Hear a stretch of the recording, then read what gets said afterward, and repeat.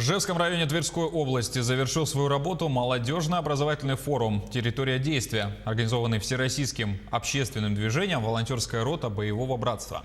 Форум прошел во время первой смены в военно-историческом лагере имени Героя Советского Союза якутского снайпера Федора Охлопкова.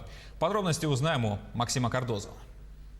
Сотни молодых людей со всей России приехали в Тверскую область, чтобы отдать дань памяти воинам Великой Отечественной войны. У мемориала советскому солдату торжественно завершился форум «Территория действия». Форум направлен на патриотическое воспитание молодежи, и неудивительно, что его финал состоялся в новом военно-патриотическом лагере имени Героя Советского Союза Федора Охлопкова. Здесь обучают поисковой работе волонтеров.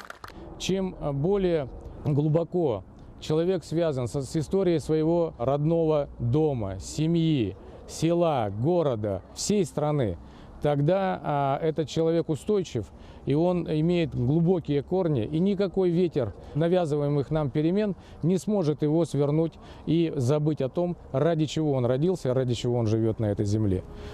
Лагерь имени Охлопкова располагается вблизи мест сражений Великой Отечественной войны. Здесь до сих пор ведутся поисковые работы. За 2 недели с начала открытия лагеря молодые волонтеры обнаружили 20 бойцов и 2 солдатских медальона, а также множество других артефактов. Мы щупаем землю, ищем провалы, дальше определяем, что находится в земле: кости, кожа, резина, ботинки.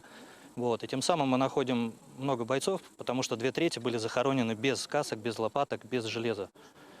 Поэтому и результат такой работы. И я считаю, что это такое, знаете, своего рода служение. Служение своей стране, своему народу. Именно благодаря самоотверженности поисковиков стали известны более 500 фамилий якутян, погибших в боях под Ржевом. И эта работа будет продолжена. Причем планируется сделать лагерь имени Охлопкова круглогодичным. Это поможет увековечить имена тех воинов, которые до сих пор покоятся в местных братских могилах. Максим Кардозу, Джур Березкин, Александр Парфенов, Тверская область.